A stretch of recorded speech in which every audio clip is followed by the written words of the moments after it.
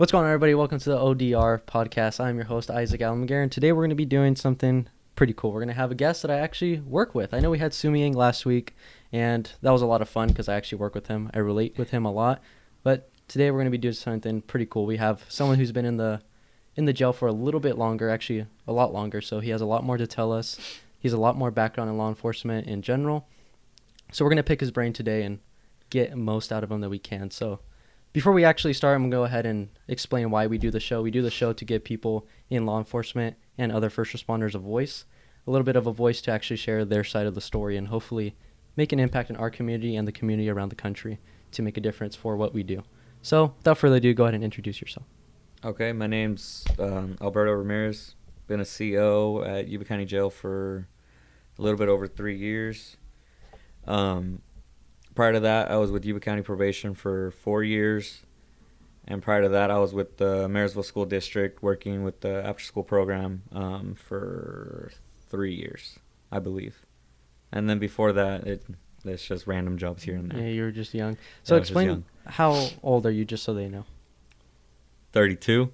Yeah, so you're still pretty young, right? So that's a lot that you've done before that and up to this point, preparing for what got you to where you are now.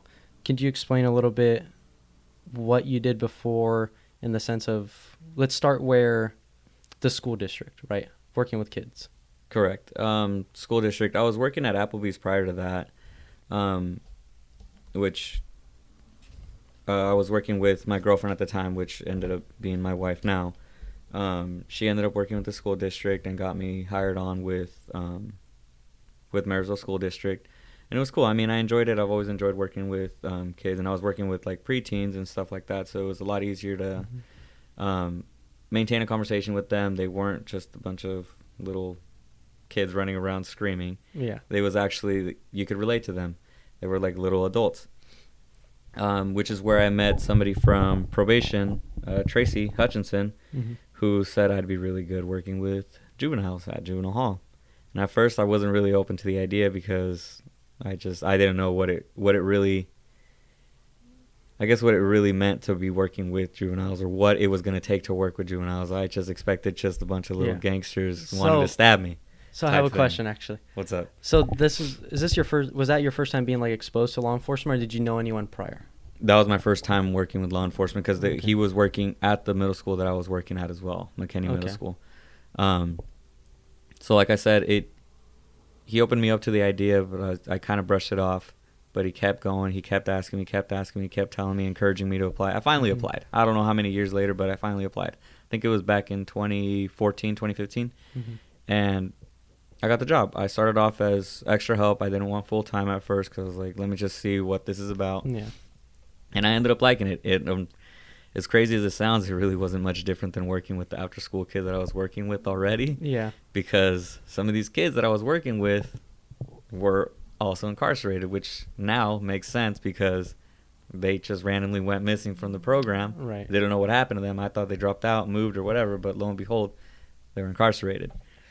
It's funny that you mentioned that just because for those who don't know, my wife is a teacher, and obviously we work in the jail, and just sometimes the way she talks about her job, I'm like, damn, like that's like the same thing, dude, except like they have obviously a little more free will, but like it's almost like the same system. I mean, it's just kind of, it's weird. No, absolutely. And a lot of the similarities, not all, but I would say about 80% of the similarities between the kids that were going and attend the after school program and the kids that were unfortunately incarcerated in juvenile hall, what they lacked across the board was just some kind of structure and adult presence that was like constantly in their life that kind of held them accountable.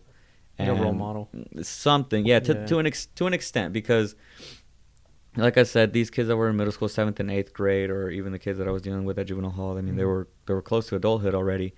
They knew already they had a pretty good idea of what was like right and what was wrong. But they didn't have anybody there, I guess, enforcing any type of consequences when they did wrong or when they chose wrong. Right.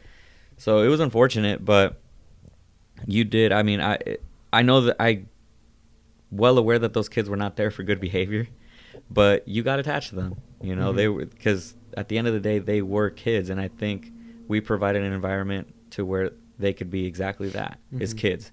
Not have to put on this tough persona or try to act like a tough gang member or whatever it was.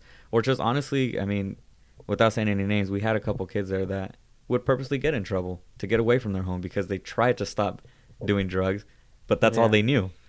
It was Well, like, I don't want to go home I always because found then my it, uncle yeah. picks on me for not doing drugs with him. I always found it weird because obviously these places are typically in the community itself, especially Mhm. like the jails, but even our juvenile hall.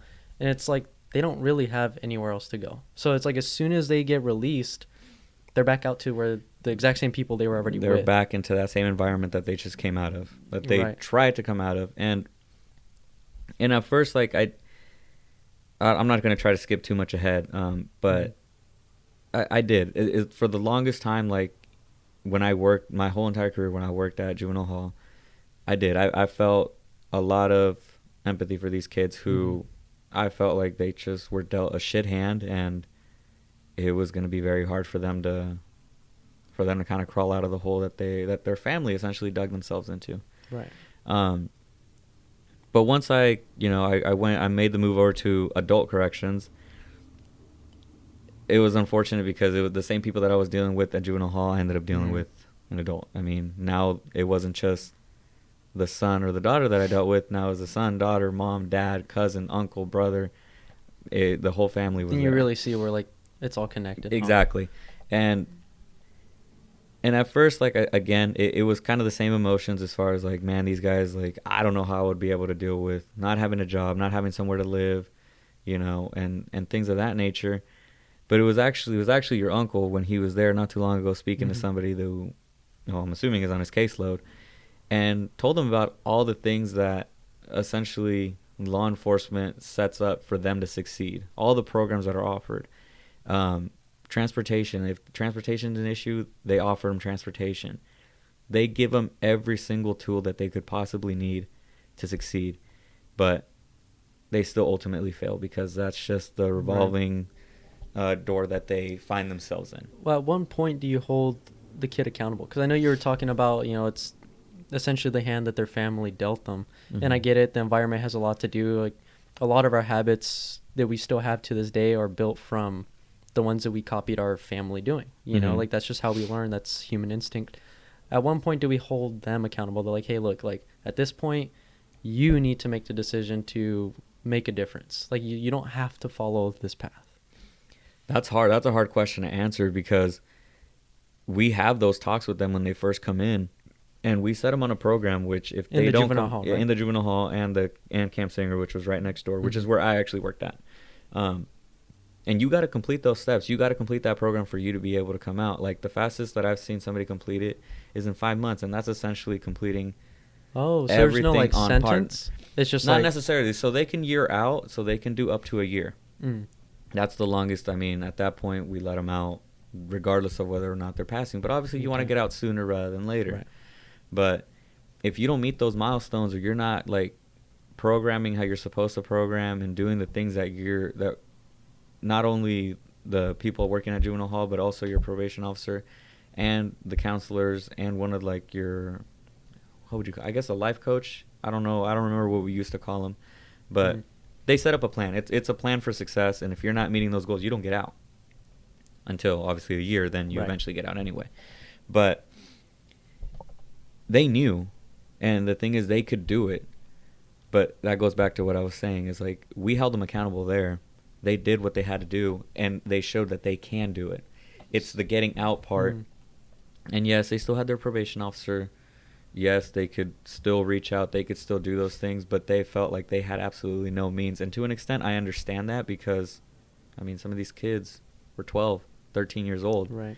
So it's hard. I can only imagine how hard it could be. But right. Well, the way I look at it is that's all they know. So that's why they're going to go back to, because, I mean, when you know how to do something since you've been alive, that's exactly what you're going to go back to doing.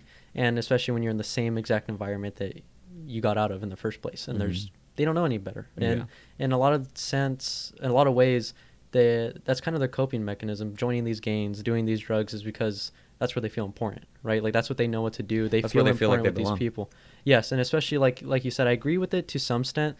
some extent when it comes to their family being a huge part of it, Mhm. because it is, but mainly because the family makes them feel important for doing those things that they shouldn't be doing. Yeah. Would you agree with that? It's the Yeah. same thing like in or the culture in gangs, right? I've seen it in our jail just from Mhm. my short time being there. It's like a lot of these guys don't really want to be there. Like you can see it. It's just that they feel important being in these roles. Like these gangs promise them, hey, we could get you this. Yeah. We could No, get you that. absolutely. It's a sense of belonging. Yeah. At the end of the day, and like I said, I do agree with it. It was just hard, I guess, when your area of holding them accountable is this little circle, but then when they get out into the community and stuff, you don't really have much say or control in what they do or holding any type of accountability to that individual. So they kind of go off and do their own thing. So by default, maybe they'll be good for a few weeks, a few months maybe, but then their default is just back to what they know. Is there any way around that? Because like you guys give them the tools. I know we give them the tools, at least the best that we can. It's just like, what difference? The thing is, I mean, they'll go back, they'll go start going to school. They're good. They're meeting with their PO, but then they start seeing the same things. They stop meeting with their PO. They stop going to school. And well, to me, just having that accountability of like, well, there's jail is in the future if I keep heading in this direction. That alone makes me not want to do it. So I don't know what isn't firing to make them think that way as well. Well, I think the thing is when they stop going to school, stop doing what their PO asks them to do, and then their PO obviously at this point is looking for them to essentially put them back in juvenile hall possibly, or back in that program. Some of these kids wanted that. Like that's exactly what they want.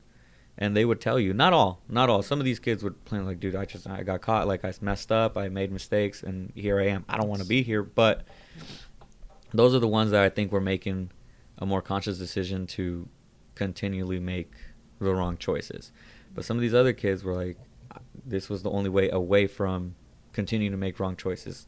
Do something enough to me. Crazy to me. Yeah. But that's all they knew is like, here's like, I know I'm not going to be forced to do drugs. Here I'm going to be fed 3 times. Here I have somewhere to sleep, and I don't have to be sleeping outside. That's crazy to me. Yeah. I just wish like there I said, was not everybody, but and those are the ones that like you really wanted to help, because I think those are the ones that you could probably. Is there a foster system can like attached to the juvenile hall? Is there a way like families can be like, hey, we want to turn this kid's life around? I think so. Because they're under 18, of course. So it's none. I don't know. I think. I wonder if that'd be a possible thing that the community can look into. I know most people don't want to just join some random family, but if it's like if their issue is that they just want to be, they don't want to be forced to do those things, then if they were just put in a different family, I wonder. A lot of those kids that were there, like it wasn't immediate mom and dad that were, I guess, looking after them. It was already like grandma, grandpa, uncle, older sibling type thing, you know. And there was the occasional where it's like a little head scratcher. It's like, dude, you obviously have an involved family, like your mom, dad, sister, brother. They come and visit you. It's not like they're homeless or anything. Like you could tell, like they have nice clothes, they have a decent car. Like they're chasing that important. Those people are just chasing that like feeling to belong to something. And those were the head scratches. I'm like, wait, what's going on? Like you obviously don't need like any support. You have the support. Yeah. And like, coming from a Hispanic background, I mean, I'm pretty sure the discipline's there too. So I don't know what you're lacking to make you make these wrong choices, because you're gonna continue to come back. And sure enough, for the 4 years that I was there, juvenile hall, he was there, and now he's with us in the adulthood. So I don't know. It's unfortunate for a lot of them. Yeah, like your uncle said, like, and this is something that I heard and I completely 100% agree with. It's like, you're not going to break that cycle until you're tired of being tired. But when is that, though? For some people, it's sooner than others. Because I was listening to the conversation he was having with one of the individuals that's in our jail, and this guy was making excuse after excuse after excuse after excuse as to why he failed and why he ultimately ended up back in jail. And your uncle had all the answers for him. It was like, well, no. Because he was saying transportation was in. She's like, dude, I gave you a bus pass for 3 months. Yeah. He's like, if you would have committed to that and showed that you were going to use it how it's supposed to be used, I would have gave you another one. Yeah. And then when he told them, it's like, what are you doing right now to show that your commitment is to go to a drug rehab program? It's like, there's programs here in jail. Are you doing anything? Are you asking about programs once you get out? Something that you could go tell a judge, look, like I'm actively looking to go try to be to get accepted into a program, and his answer was no. It's like there's plenty of opportunity to succeed, but like your uncle said, he wasn't ready to succeed. He's not ready to succeed. He's not ready to give up the bullshit that he's doing. So it is a personal will thing, right? They 100%. Have to make the decision themselves. Is it? And you think just in the juvenile system, they just don't get it at that point? I don't think until later. I think some get it. I mean, I think some do. I remember specifically, and I remember this individual, and I know he's obviously not doing well. He's in prison for, I think, the rest of his life, last time I checked. But I remember it was probably maybe like my second or third month there, and I don't know what possessed me to ask this individual what he did to be in juvenile hall. But he's like, oh, I'm here for attempted murder. And I'm like, oh, well, okay. Well, at least you didn't kill him. Jesus. And then he's like, no. He's like, it would have been better if I did, because then it was his word against mine. And if he's dead, he can't say anything. And that's when it really clicked. I'm like, oh, so you're thinking like that far ahead, to where it's like, how can you ask a witness who killed him if he's already dead? Damn. And I'm like, how old are you? And then he told me. He's like, it's all right. He's like, I'm not 18 yet. I'll stop doing what I'm doing once I'm 18, because right now they're still going to treat me as a kid. Worst case scenario, I'm out at 25. Jesus. So that was a little bit of an eye-opener as far as how some of these kids are already, their mindset is already, this is what I know, this is what I'm going to continue doing for the remainder of my life. So that's how do you break that cycle? I don't know. Exactly. How do you break that mindset? I'm still trying to figure it out sometimes. I have no idea. So kind of taking a step back a little bit, how was the transition going from the school district, let's just say a regular civilian, to law enforcement, like that whole authority shift? Oh, Jesus. It was a bit of a transition. I mean, because a lot of the things that we're required to do as far as safety and security within juvenile hall and the jail, there's a lot of similarities. The regular civilian probably wouldn't even think about it. Right. It's like, hey, if a kid needs to go to the bathroom while they're on a recess, guess what? Go to the bathroom, come back. It's not a big deal. You don't really, you're keeping account of them, because obviously you're responsible for them. Yeah. But to an extent, like, it's a quick, hey, I'm gonna go to the bathroom real quick, and then you go. Over here, it's like we control every aspect of their life when they go to the bathroom. So when they go to sleep. Was it weird to you? Just kind of like, it was weird as far as like, more so an eye opener is like, yeah, these guys don't have the freedom to do what they want. Remember that, and you are in control of every action that they do. Well, how did you think of it before? Like, I don't know. I didn't even think about it. You never had thought about it? No, I never even thought about it, because I didn't have anybody like in law enforcement or anything of that nature. Like, yeah, like I knew people that were in law enforcement, but it was never like, I guess I just never knew like what it really took that thought. Yeah. What that really meant. I think most people don't ever think about it just because they're like, well, why? No, think absolutely about it? Not. Right. I mean, I feel like a lot of those people, you're not one of them because you didn't even think about it. But there's a lot of people that are in that same position, but they feel like they have things to say about what we do, either in the juvenile hall or in the jail. For me, the adult jail, and they have a lot of opinions, a lot of things to say that they don't know what it's like in there at all. Oh, absolutely not. I mean, I think a lot of people have the movie aspect of it of everybody obeys the rules, and we just lose our shit sometimes and beat the crap out of somebody for whatever reason. And that's definitely not the case. I mean, in a perfect world, everybody follows the rules. Everybody stays dressed. Everybody keeps things off of their bunks, off of their like the cell doors, and all the safety and fire hazards that they do. And, there's never an issue. We tell them to do something, they do it. We tell them, hey, I need you to walk from here to there without causing any issues. Keep your mouth shut. And they do it. No, that's not the case. It's far from it. I mean, I think the regular civilian could probably go their entire life without someone throwing shit at them. Yeah. For no other reason than because you're giving them a breakfast tray. Literally. So, I mean, they don't need a reason to be acting up. And the thing is, and this is what I tell a lot of the inmates. I'm like, look, guys, I'm not here to make your guys' life any more difficult than it already is. Yeah. That is not my goal. I was like, you guys know the rules perfectly well. I was like, you guys may even know them better than I do. I was like, because you guys have been here longer than I have. Yeah. You guys know what's expected of you. You guys know what you guys need to do. I was like, just do it. Make my job easier. Yeah. I was like, because then if you guys force me to do my job and enforce rules that obviously need to be enforced because of safety and fire hazards and whatnot, I'll do it. I'm not going to jeopardize my job just so you can keep a towel hanging to cover your light because it's too bright in your room. Yeah. I'm sorry, but I'm not going to do that. So how is the transition going from juveniles now to adults? I know you kind of talked about it here not so long ago, but the actual you mentioned a little bit about obviously you're in control of everything when you were at the juvenile hall. Well, think about that same aspect, but in the jail now, talking to adults.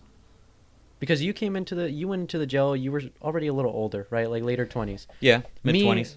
I got hired at 18. Yeah. So for me, before you share your side of it, it was weird because I was telling people everyone in there was older than me. Mm-hmm. Everyone. A lot of times 10 plus years. And I was over here dictating how their day was going to go. So for me, it was a little weird in that aspect. Like, damn, I have to tell a grown adult what to do and when to do it and how to do it. That was a little weird for me because I've always been in the position of, not that I didn't respect these guys. I respect them in the sense that they're human beings. Right. Correct. But I came from, obviously, a background where you don't do that to your elders. No matter who they are, your cousins, your uncles, your elders. Yeah, they're always telling you what to do. You don't dare tell them what to do. So it was very different, and different in a good way. I mean, I felt like coming to adults. Again, most of these guys, not all, but most of them, I mean, they're habitual offenders. They're repeat offenders. They're going to continue doing it. They know the drill. They know what's expected of them. Yeah. So for the most part, they'll listen. You ask them once, and if you ask them, as long as you're asking them politely, they'll listen. It's those kids, man. Those kids, they did not care. They felt untouchable. They felt like you couldn't. It didn't matter. Like if they were in, I don't want to say a mood, but if they had a certain mindset of I am the biggest and toughest one here, no one's gonna punk me. In order for them to save face in front of the other kids that were there, yeah, they'll challenge you until it became physical. Right. Some of those kids, I don't know how to explain them, man. They were just some badass kids. I guess the first thing I thought of is, do you think it's because there's no authoritative figure? But you guys are there. Absolutely. But there falls. There's the issue, I guess you could say. Okay. If a kid challenges you to that point, you have to make a decision. Am I going to force this kid to do what I need them to do? Okay. Am I going to die on this hill tonight with this kid, just so I can show my authority over him? Right. And sometimes you had to. But not everybody was willing to do it. And that's where the issue lies. Okay. And I think it doesn't matter what job you're in. I mean, some people are going to be willing to do the job, what needs to be done to get the job done, and some people aren't. Right. And you'll find those type of people, it doesn't matter where you work or in what profession you work. Yeah. But that's also how kids respected you. Like, if they saw that you weren't going to be fucking around with them, that, hey, you can mess around with them, you could be laid back, but you also meant business as far as, hey, dude, like, right now, you have a job to do. It's not playtime. Right now, we got to do this, and this. Right. After that, if there's time, we'll mess around, whatever. We kick back, do whatever we got to do. It's fine. But right now, I need to do A, B, and C. You don't want to do A, B, and C, well, then there's going to be consequences. Right. And if you're just all talk and never show those consequences, they'll eat you alive.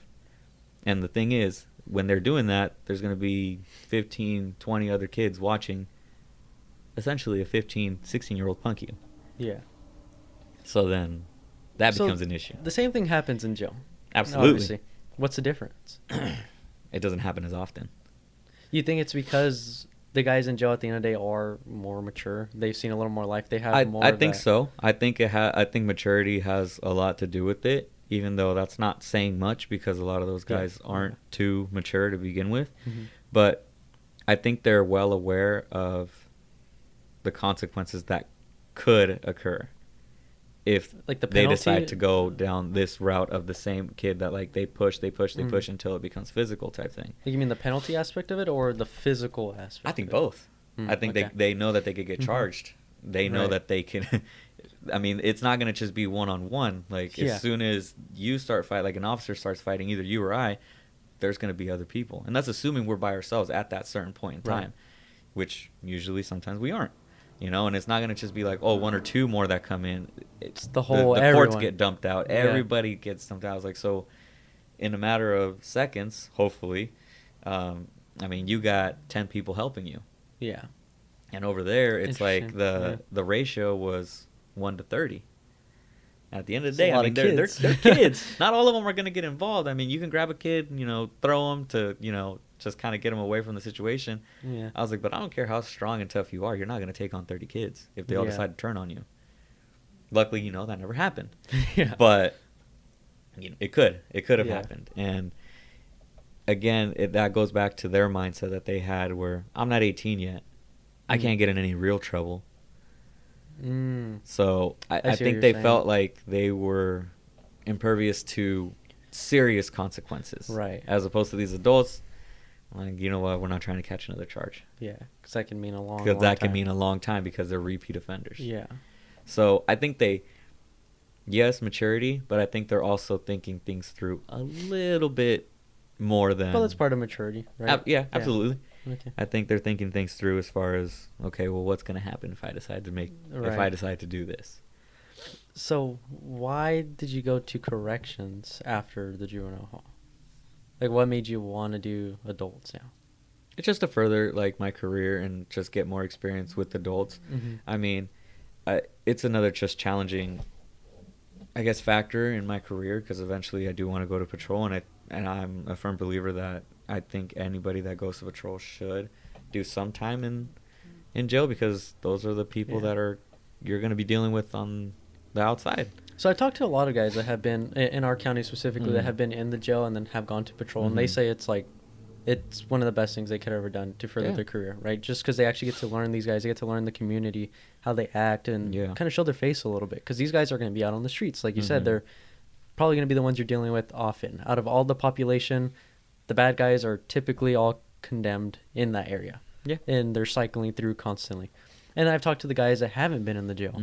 And a lot of them, not all of them, but a lot of them do say that they wish they would have done some time in the jail. Yeah. I mean, you don't have to do years on end. Right. But even a year I think would help tremendously.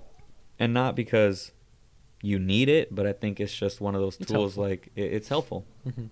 It's definitely helpful to have. So yeah, I knew that I wanted to go to patrol or even probation, and I knew obviously, well, let's go meet the clientele. Yeah. And build It's some just kind of rapport unfortunate that with it has them. to be that way, right? Yeah. No, absolutely. I mean, it's a good step to take. It's definitely good, and departments appreciate that. Yeah. But it's just unfortunate we have to think of it like that. Like, well, might as well get to know how these guys are. Yeah. And the thing is, I mean, I met a lot of my future clientele, I guess you could say, in juvenile hall, in the school district, you know. And then when I got to adults, I got to meet mom and dad. I got to meet uncle and brother. I got to meet the whole family tree. So small world. And the thing is, you build a good rapport with, I guess, the younger one, and then the younger one goes and vouches for. He's like, no, he's a good person. Like, he does his job well. He does his job how he's supposed to do. Makes your life easier. And it makes your life a whole hell of a lot easier. Yeah. When people that you've already built a positive rapport with. I don't want to say a good rapport with because I'm not there to be their friend. Yeah. But a good rapport with, just a professional rapport, and it goes a long way because they know that you're not there to be a dick to them. You're not there to treat them like straight trash or animals. Like, you're not there to judge them because at the end of the day, that's not our job. Yeah. But we're there to do the job, right? Yeah. Make sure that they get what they need to live as humane as possible, and until whoever it is that's judging them judges them, and they go from there. I feel a lot of people don't understand that. Do you feel the same way? No, I think a lot of people, like, when they find out that I work in the jail, it's like, oh, you always wonder what they do or why they're there for? I'm like, sometimes, but not enough to go look. Yeah. I was like, obviously you get your handful that you know why they're there for because it's just all over social media or the news or whatever. But at the end of the day, I was like, you're there to do a job, and judging them or treating them like straight shit is not one of them. So it makes your life harder as well, not just theirs. Trying to play that big, authoritative role. I never liked it. I never thought it made sense. Yeah. So you've been in the jail for a little while. In fact, you've gotten to the point where you have some status in there. You've promoted a while back before I even started in the jail, and you're a JTO. Yes. Explain that experience a little bit. That was a little eye-opening too as well, because like you said, I hadn't had to deal with anybody. How do I phrase this? Like, how you said, oh, you came in and you had to tell older people, hey, what to do, this and that. Yeah. I never had an issue with that with the inmates, because at the end of the day, I'm like, dude, like, whatever, play your role, like, I'll play mine, like, stay in your lane type thing.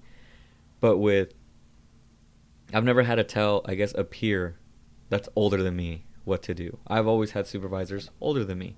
And whenever I was in any type of supervising role, whether it was at the middle school I worked at, or even juvenile hall, where I was an OIC for a bit, I never had anybody older than me under my supervision, I guess you could say. Was it just, you mean like the teaching aspect of it? Like the teaching aspect of it. Like, yeah, it felt a little, I guess, unorthodox for me to be teaching somebody older than me how to do something. And at first it was weird. And I mean, Greg, I don't know if I could say his name like that or whatever, but Greg, I mean, he's a lot older than us, So when I got him for training, I was like, I felt probably more nervous than he did. Right. Because I'm like, I'm not trying to mess up. Like, I don't want to. Well, remind me a little bit. Was he your first? No. You had someone before that, but I think I had like 2. How was your first? Like, just in general, like, okay, well, now I'm responsible for how this person is going to. At first it was very like, hey, we got to do this, like, it's professional only type thing. And I saw not only how he was reacting to the way I was being, but I also thought to myself, like, this isn't how my training officers were with me. So I asked him point blank, I'm like, hey, I was like, how do you work better? I think it was just more so the first week that I had him, I was like, hey, just observe. Right. If you have any questions, write them down. Don't talk to me unless I talk to you, and just watch me type thing. And try to grasp as much as you possibly can. I was like, next week, you're going to try to emulate what I did as best as you can. I'm going to be there with you. I'll help you, whatever. I would have cried if you said that. And we kind of just went that route. Yeah. And he did great. I mean, he listened to everything that I said. By the second week, I mean, it helps that he wasn't, like, slow or anything like that. Like, I mean, he did a great job. Like, you could tell, like, he grasped things very quickly. So it wasn't, I guess I didn't have to do much teaching. Right. But it wasn't until I kind of asked him, like, well, how do you learn? And he's like, well, that first week, like, it was kind of weird. He's like, because I like learning hands-on. He's like, yeah, I could watch you, or I can read things. He's like, but I don't learn that way. Like, I got to do it myself. That way, if I mess up, I can learn from it type thing. I was like, okay, cool. That's it's fine. We could do it that way. And I think I only had him for 3 weeks. I didn't have him for like the full month and a half that I was supposed to have him. So it was, I mean, I don't want to say it was even memorable, because I don't really, it was kind of just a trial run for me as far as like, how am I going to really train these guys coming in? And I had him towards the end of his training period. So I didn't really have to teach him much. Like, I didn't have to teach him the basics. It was kind of just like fine-tuning the little things that he did have. And I wasn't aware of that until I had him, until after he like had left me, and he cleared training 2 weeks later. I'm like, oh, well, I didn't know he was at the end of his training. Right. Like, I thought I had him like at the beginning. This was my first time meeting the guy. Right. How vital do you think our training program is in the jail, leading to how you are outside? Because obviously it's a little different than how other jobs train people to do their job.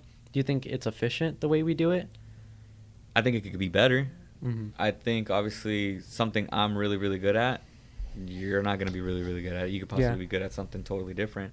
I mean, I really do think that if we made our training program around the strengths of the training officers, as opposed to making them like a jack of all trades type thing, it'd be a lot better. So that's actually where that question kind of stemmed from when I thought about it right now. It was, how did I think of it? It was, we have a specific curriculum to follow in Correct. training specifically, and also in our policies, but all officers are a little different. We don't all. I don't haven't seen anyone who does something exactly the way I do it. I haven't seen someone who does it exactly how you do it, or you do it exactly how. You know, you get what I'm saying there. Yeah. How can we find that balance of, okay, well, there's a curriculum here, this is what we have to follow, but everyone does everything different. So like, where's the consistency at? That's the problem, and I think that's the problem everybody runs into. And even it stems down from, you know, administration type things. Like, they want us all to be on the same page. They always want us to be consistent, and we can be consistent as far as, hey, this is policy and procedure, this is what we got to do. Of course. But when it comes to that gray area where us as officers have, some do, some don't, but it's either you either want us to have that or you don't want us to have that. If you don't want us to have that, then obviously black and white, it's easy to be all inconsistent. But if you guys allow us to have like that gray area of everybody's gonna, I guess, approach a situation differently because you're not the same as me, I'm not the same as this person, so on and so forth, then we're not gonna be consistent. I was like, the base is there, the same structure is there of policy and procedure, but it branches off into a million different things. That's where if you see something where, as far as like, hey, you want to give this guy warning, like, hey, dude, like, put your jumpsuit up all the way, no problem, he puts it up, done, solved issue, correct? Right. But then there's other people, and I know you've seen them, I've seen them, and we're going to continue to see it, is as soon as they see it, it's no automatic write-up, even if that guy is like in the middle of like, okay, I saw this person, I know how they are, let me put my jumpsuit on, but they caught him with the jumpsuit halfway down or whatever, not put on properly, so automatic write-up. Do you think... Neither one of us are wrong, though. I was just about to ask that. So both are right, you know. It's both are you right. can talk to them, hey, just don't do that again, man. Otherwise, I'm going to have to enforce my job. But then there's the other ones, it's like, nope, you messed up. Do you think these guys, it causes a lot of confusion for them, right? Because they don't know what they're going to get and what day, which, although they're adults, they have the rule book. They know they should be following the rules at all times. Yes. But do you think I already know the answer to this, but do you think it would be better for them if everything was just straight across the board the same way? Absolutely. Okay. If we're thinking just strictly just inmate, I think it would. Like you said, they know what's expected, and for them to have to like go from, okay, well, it's Almaguer today, it's Ramirez today, it's so and so today, they're all different. If we were all just straight black and white, then but then that kind of just takes the, I guess, the individualism out of us, and we all just become robots, which, again, not wrong. It might happen one day. Not wrong. We might just all be robots in there. Nobody's wrong, but... It's just weird to me because this is the first time I've seen it to where, like... I want to say necessarily the first time, but in the most extreme way I've seen it where we all have the same goal, the same objective, but oh my God, with all the training officers I had, I was like, I don't know. I ended up just, when I went on my own, like I still ended up finding my own way. You know, because I was like... all these different answers, like, dude, I don't know which one's right. Like, all these are different. And that's the problem. Until they tell us, like, hey, this is what the rule is. Yeah.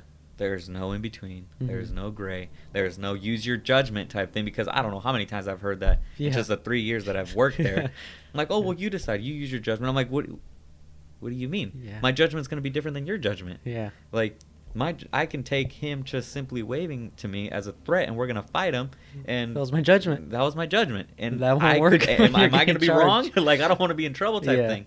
So, until they decide, like, hey, no more judgment, no more gray area, no in between, we're gonna continue having these issues. So it's. But you're right. I mean, the training officers that I had right now, I mean, they were great training officers. They're all sergeants or corporals now. I mean, I was trained by a good group, but none of them were the same. I took a little bit of my first one. I took a little bit from my second. I took a little bit from my third. But then, like you said, once I was out training, that's when I really learned. Yeah. And not to say they didn't teach me shit, but I learned a lot more on my own because I kind of did things on my own. Like, I made my own thing. And there was no one there, like, for that mistake buffer. Like, you exactly. Everything was on you. So...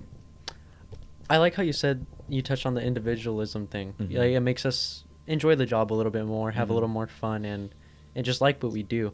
And if things were straight across the board the same way, I think people wouldn't like that as much just because of the structure. People like to have a little more freedom in the things that they do. And I get our job needs a lot of structure. based on structure, especially in there. Mm-hmm. And having that freedom a little bit at times, like I said, makes it easier. We are already having staff issues, and this isn't just in our jail. This is across Everywhere. the nation, not just in the jails, but Patrol law enforcement, in first general. responding in general. Yeah. But yeah, especially in law enforcement. How has that impacted you in your career? Do you think, of course, more people would make it easier, but Oh yeah, of course. I think more people would make it a whole lot easier. Yeah. I mean, when I first started working there, how exactly does it affect us, you think? affect us? It affects us a lot. Not just like on our overall physical health, as far as like being as tired as we are, because we're pulling 14, 16, sometimes 18-hour shifts, Yeah. 3, 4, 5 days a week.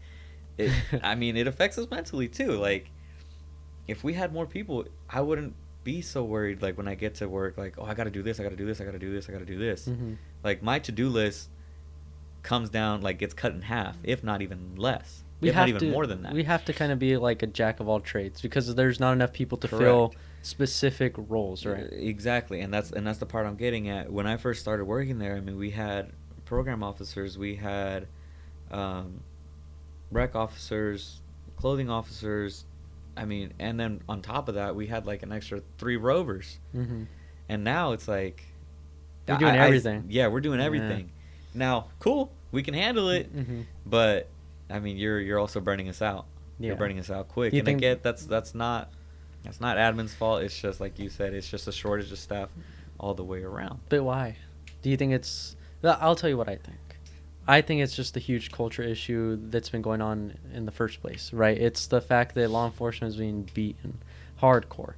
They were being defunded hardcore. Yeah. So there's just not enough money to go around. You can make so much more money other places around here. You can do things that have more, I don't want to say dignity, but in a sense, yeah, dignity. Yeah, so it's hard to get people in the cultures that way right now, when things are being portrayed a certain way and all they see is negative things about us. No one wants to be there. No, And absolutely. I know how you feel about, at least I think I know how you feel about this, but younger guys coming into our jail, they know that, right? They know that, but they don't realize it until they're actually there. Absolutely. And they start to see like, people don't care about us as much as I thought they cared about us, or I didn't realize how difficult this really was socially and impactfully in my own stress, emotionally and physically. Yeah, I mean, I think it's I don't want to say corny, but as corny as it sounds, like, just working in law enforcement, you're gonna have to make some sacrifices. Yeah.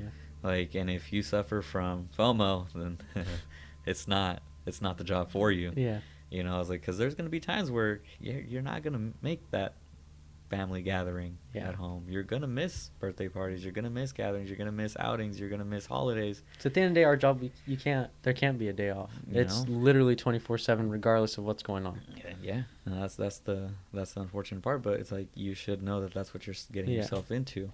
But back to the kind of the question, do you think that's more of just, where does that stem from? Like I told you, I think it's the culture, right? That's why people are leaving, and it ultimately makes things harder for us. So then first off, we're not getting people in the door, because people already don't like the image of law enforcement right now in general. And we don't have the funds to keep them. Yep. And then when we get there, they feel like the job requires way more than you're actually being paid for, extremely underpaid, and they realize it's just difficult in general because there's not enough people. Yeah. I mean, it's as shitty as it sounds, I think it all kind of goes back to money. If you had more money, we'd get more people. If we get more people, then the workload gets better. The workload is better. You don't feel as stressed. You don't feel as tired anymore. You're okay doing the level of work that you're doing for the pay that you're getting. But it's like, if you want us to be a jack of all trades and do what officers A, B, and C do, and you're officer D having to do those 3 things as well, you're going to want a little bit more money to at least feel some kind of reward for doing what you're doing. I agree with that. Yes. But I also feel that still comes from the culture thing. Absolutely. Because if you genuinely wanted to do that job, the money wouldn't matter. I 100% But no one agree. genuinely wants to do that job anymore. Well, I don't want to say no one. But a lot of people genuinely don't want to do that job anymore. No, I agree. I agree with exactly what you're saying. It's as far as everything that I said of lack of funds, but then on top of that, you're like I said, you're dealing with having to do officer A, B, and C's job. Yeah. And then you're also essentially under the microscope at all times by society. Yeah. You do anything at work, Things are outside not of in your work, favor. and it's not a good decision that you make, which nobody's perfect. People make Mm-hmm. bad decisions. And if it, for whatever reason, is not a good look, you're done. Yeah. You're done. Yeah. It's not a simple, hey, don't do it again, slap on the wrist type thing. You could potentially lose your career. That's crazy because it's inside and out. Like you said, Yeah. it's the mistakes you make in the jail and things you do outside because everything Yeah. gets stemmed back to you. It's like even if you did something outside the jail, right? Mhm. Nothing related to your job at all. At the end of the day, when it hits the headlines, what is it going to say? Officer so-and-so, Yep. deputy so-and-so, Ugh, and ridiculous. Yuba County, Sutter County, whatever county you work for, Yeah. department you work for is going to be attached to that. And the thing is, and the shitty part about it is, people generalize. Mm-hmm. As soon as one from that department is like, oh, there's probably like at least 50 more of them that are just like him. Yeah. Or no, not even that. It's everyone. Everyone. You know, it's Or like, everyone. Yeah, Yeah. it's like that's why cops are bad. Mhm. You know, that's why Because one lost yeah. his shit and decided to beat the hell out of somebody for whatever reason. And sometimes it's not even just that. I get there is the bad Yeah. apples. There is Yeah, absolutely. There is the bad apples, but sometimes it's like, oh my god, we're seeing this 30-second clip of this dude getting his ass beat, but it's like, dude, you have no idea what happened before that. Yeah. You have no idea what happened. Before that. And I mean, there's a lot of things. I mean, I see it Yeah. all over social media. I see it like all the time. People post videos of, you know, a cop having to shoot somebody, and it's like, dude, I promise you, with confidence, I could say 98% of law enforcement officers that are on patrol Mhm. do not wake up and they're like, today's the day. I'm shooting somebody. Yeah, For definitely. whatever reason. Now, I'm not saying it's not possible. I mean, like you said, there's bad apples. Yeah. There's people that probably slip through the cracks that have issues. Mhm. I don't even want to go down that road. Yeah. But that are just plain out, you know, they just lost their shit one day and snapped. Yeah. Whatever the reason may be, and it happened. It just so happened that they had a uniform on. They had a Yeah. badge on. And you could go so many different avenues like this. Yeah. Like I said, we're not going to go down certain rabbit holes because we could Mhm. talk for hours. But it's one of those things where they take a beating so much from the media, from the actual people that they deal with Mhm. on the job. I'm talking about people on the road specifically, but Yeah. even us, all the people they deal with out there on the road. And it's like sometimes it has to get released. Now, I'm not saying that, and unfortunately, sometimes they make mistakes because of it. Yeah. Because they don't know how to deal with it properly. They don't have the proper support system at home, and Mhm. unfortunately, we don't really offer that. You know, in our career, Yeah. we don't really offer too much of that support. So they have no way to cope with it. And one day, they're going to deal with back to back to back just POSs. Let's just be honest. Mhm. There's a lot of people out there that make our job a lot more difficult than it has to Absolutely. be. And when you have to deal with these people, and one day you're just gonna, like, that's it. This guy You snap. fucking, he did it. You know. And is there? They gave him his 13th reason. Yeah, that's what I'm saying. And again, it's not always right, but a lot of No. times that is what happers. Actually, it's not right at all. You know, but at the end of the day, we're professionals, and that's our job to maintain. It's that. expected of us. Yeah, it's expected of us. And unfortunately, they're human beings behind that badge, Mhm. and they're gonna make mistakes, and sometimes those mistakes are a lot worse than others. But that's just how it is. I just don't like the consequences that come of that. Mhm. That people just do like the whole generalizing thing type thing. It's like, No, I get. oh, well, yeah. this guy messed up. Whether he had a good reason or not, maybe he was bad at whatever his reason was. It's like, Yeah. yeah, but not everybody's gonna snap the way he did. Maybe he, Yeah. like you said, he had trouble coping with whatever stress he had going on. Maybe he had it bad at home and at work. I mean, Yeah. you never know. You never It know what that affects your individual was doing. decision-making, yeah. No, absolutely. Now, should that guy have, or girl maybe? I'm not gonna. Never mind. I'm not gonna go that route. At the end of the day, it doesn't even matter. It You know, doesn't. it's like at the end of the day, it does not matter. Mm-mm. It's there and it happens all the time, and it's unfortunate. And it's also going the opposite direction in the sense that even when we do make the good decision, Mhm. it's still getting backlash, and sometimes they still deal with consequences, even when it is the good decision. Yeah. When I say good decision, I mean like tactically, historically, based off the same event at another time. Mhm. That was the right decision. But it's just with the Yeah. policies, things that are changing now, and the way the media attacks us. No, absolutely. It's you just don't know what decision to make, and sometimes I think Mhm. more often than not, a lot of when I say us, I'm generalizing as in law enforcement. Mhm. A lot of us die or get really hurt because we Fear. fear the consequences that might Mhm. come, not because of what's the situation is, Mhm. but You because know of the what to do. consequences after. You just don't want to have Exactly. to make that choice. Exactly. And fear and basically open up that can of worms that you're Yeah. about to open up. Yeah. But I don't necessarily even want to blame like the general public for Mhm. I guess making their assumptions the way they do. I mean, they just don't know any better. Yeah. And I'm not saying that to be like, oh, you guys are dumb. Yeah. Like general public being dumb, but it's just like they haven't been exposed to it. So how would they know any better? Yeah. How would they know what it feels like for somebody to literally want to hurt you? Not everybody. You got to be honest. I know you've experienced this. I personally don't believe I've necessarily experienced this feeling, but when you have that badge on or just that uniform, it's like you're not a person anymore. It's those guys don't care. You're just any other cop is how they think of it. And at the end of the day, sometimes that's enough for you to be a target. Yeah. And especially out there on the road. Yeah. Especially out there on the road. It's like you have a badge, you're not a person I care about, and you're an automatic green light for a lot of people. Yeah. Because somewhere else, in probably another city, county, not country, but maybe they just had a negative experience with the law enforcement officer. And sucks. Yeah. Like you said, target. Yeah. I mean, sometimes even going to Dutch Bros or Starbucks in uniform, like, I don't want to be out here right now. Yeah.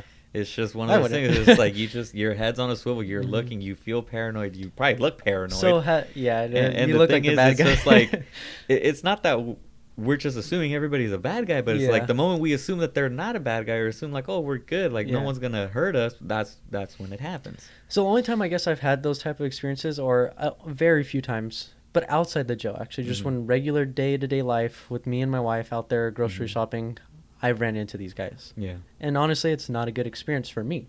To them, they seem fine. But to me, I'm like... Because you probably were not necessarily... I don't want to say nice to them because that makes it seem like you guys are friends or anything like that, but you treated them with respect. You treated them with dignity. Like a human being. You treated them like a human being. So to that, I mean, you don't have to treat them with kindness, but just doing that, respecting them, and knowing that you're not passing judgment onto them is enough for these individuals to be like, okay, he's a good guy. He's just here to do his job. Yeah.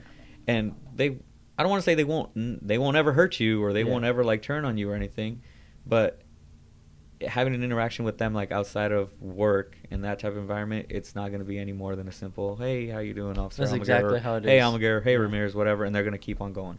They know at the end of the day it probably isn't a comfortable experience because you have a badge and then you're with your family or you're by yourself, whatever. It's outside of work. It's not a work setting. It's a quick interaction and keep going. So that's just kind of what I was gonna say right there is like, when I ran into these guys outside of work, they feel like I think they do understand. It's like, hey, probably shouldn't talk to him. At the end of the day, he's a cop is what they think, and then at the end of the day, I'm a bad guy is what they think. So, but for me personally, what I was gonna say there is like, when I see these guys outside of work, I'm like, this is not fun. I'd rather just get out of that place in general because I don't know what their opinion is of me. They could have just been nice or whatever in jail because they were in jail. And they had to. Yeah, and they had to be. But outside, it's like, oh, maybe that's their opportunity. It's like, right? Oh, now you're by yourself, and I know you're by yourself. And especially when I'm with someone as my wife or even any family member, there's a different level of what I call hypervigilant. Well, I don't call it, but the word hypervigilance, right? Oh, it's like keeping that head on the swivel. It's like, okay, well, if he decided to get, crazy right now, that's going to be a little bit different of outcome than if I was by myself. It's not even that. It's just the unknown of the amount of possibilities that can happen from just that simple encounter. I guess so. Yeah, my brain just starts kind of like turning heavy. Which at the end of the day, maybe all it is like, hey, Almaguer, hey, and they keep going, and that's all it is. Yeah. But the amount of possibilities that it could have went a totally different route, and then them just knowing, okay, now I know what his wife looks like. Now I know what his kid looks like. Now I know what he drives. That's where I'm at. Because I start asking a bunch of questions in my own head. You may not have like, pissed them off yet, but there may come a day where you do. Or you feel like, or he feels like you disrespected him or whatever. You piss him off to the point where it's like, okay, next time I see you, because I know what you drive, I know who your wife is, I know where you live type thing. So has that affected your social life at all? Because we both work in the county, or we both live in the county that we work for. So we see these guys. And there's a high likelihood that we're going to see them outside of the workplace. Does that change how you are at all? In a way, yes. Like, I mean, you're not gonna find me at a bar at 2:00 in the morning. Yeah. So, it's one of those things where it's like, if there's a possibility that I could possibly run into people that I know have been in jail, I tend to just kind of stay away from it. Yeah. Not because I feel like I've made any enemies in jail. I feel like I've been a pretty fair guy across the board with anybody who I deal with. Is that gonna save my ass? I don't know. I don't want to find out. Yeah. So I'm not going to put myself in a situation where I'm going to rely on me being respectful to these individuals for them to save my life if I need it. Treat them like a friend. Absolutely not. There's just so many different, not more than just a double-edged sword, you know, because say you do have the interaction outside and you're cool with them, right? What happens when they go back in? And then it's like, hey, what happened when we were outside? Like, you're going to switch up on me like that? There's just so many different ways you can think of it like that. Yeah, that's why you got to just, as far as like any type of relationship, not relationship, I guess you can say any type of relationship that you have with these inmates, it just has to be strictly professional. I think it's a relationship because at the end of the day, you're seeing these guys, like you said, at least 12 hours minimum. A day. You know, sometimes you're seeing these guys as much as you see your family, if not more. If not a lot of the times. So it's like it's hard to not build that connection of like, hey, I know who this person is, right? And it's just and the thing in that is, sense, they probably know more about you than you even realize. Yeah, that's the. So working in this field for quite a while now, one of the last questions I want to ask is, do you think age matters? Because seeing me come in, obviously, I don't want to say that I'm the most mature person, but seeing other people my age, I feel like I am a little more mature than them, and that's why I've been able to handle this situation. Or that's fair to say. That I've been able to handle this a little bit more than the other people we've seen come in and out lately. Does that lead you to believe that age does matter the time that you enter this career? I don't think age matters. I think maturity matters. Right, but when is that buffer area of like when? Okay, you should be. I guess my thing would be.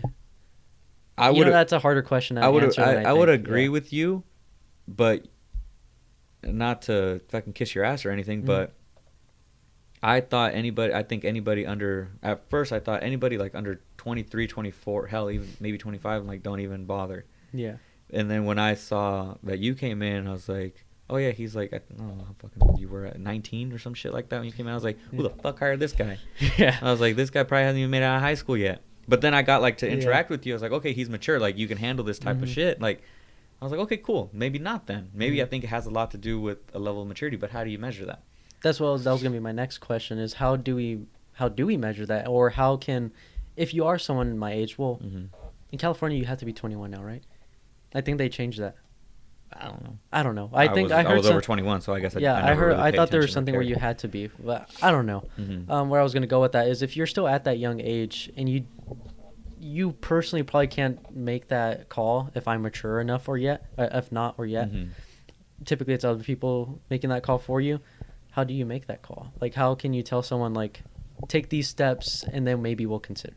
I don't know. I mean, that's a great question because anybody can appear mature at first. And it's not until that individual gets to a level of comfort where they bring where the real, I guess, them shows. I could be the most mature person in the world, but you and I both know that I have my moments where I'm not the most mature person. Well, at the end of the day, it's just our human aspect of exactly. Yeah. So I don't know. I don't know if there's any like foolproof way to measure maturity, and other than just kind of go with your gut instinct. Yeah. I mean. We'll find out eventually if you're mature enough to handle but at that point, would it be too late?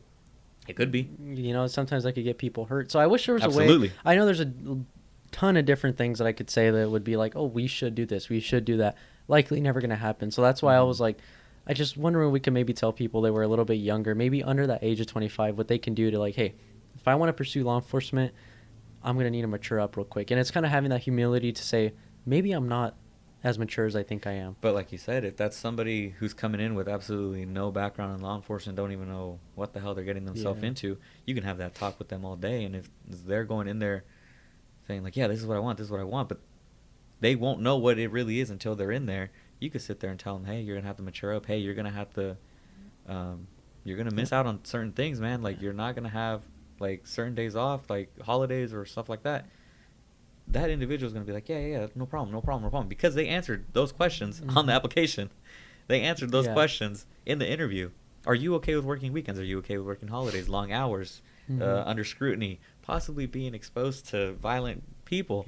Yeah, no problem. Thumbs up to everything. But then they get in there, second day in, they get punched or they get shit thrown at them, and they're out the door right away. Hey, what happened? I thought you could handle it. Yeah. So the thing is, you're never going to find out if they can handle it until they can handle it. I mean, look at that day that we were on training, and that shit was supposed to be thrown on you. Yep. But I pissed him off, so he threw it on me. I'll never forget that. It's one of the most vivid images I have ever. Yeah, It's a hard question to answer. I want to know if you had an answer for that because I don't. I I don't. I don't think anybody does. And I've asked people that are mature and people Mhm. who have very big leadership roles in our department, and Mhm. I feel like no one has the answer. So overall, I would say I would agree with you. Mhm. I don't think age necessarily matters, but I think it's finding that balance within you to know when to make certain calls and decisions. And, Absolutely. Yeah. So my last thing that I would ask you, is there any advice you would have for someone entering this field right now at any age? Do your homework. Do your research on it. Do a walkthrough. Go ride-alongs. Learn.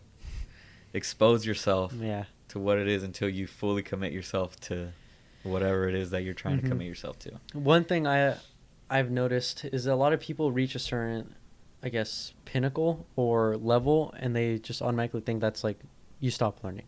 For a lot of people, that could be high school. Yeah. They stop high school and they're like, "This is it. Time to go work my job and just That's it. type my life away." Right. Mhm. And other times it's college. I think especially in a job like this, Mhm.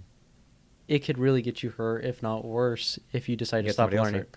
Yeah, if you decide to stop learning. So I think having that mindset of always having that growth mindset to Yeah. never stop learning is important to me. Yeah, no, absolutely. I think that's Yeah. that's a very, very, very important Yeah. concept. I mean, I'm still learning something new every day. Yeah. So, Well, definitely. anything else you got to say? Nothing. Don't go to jail. don't go to jail. Don't go to jail. Well, thank you. That's it.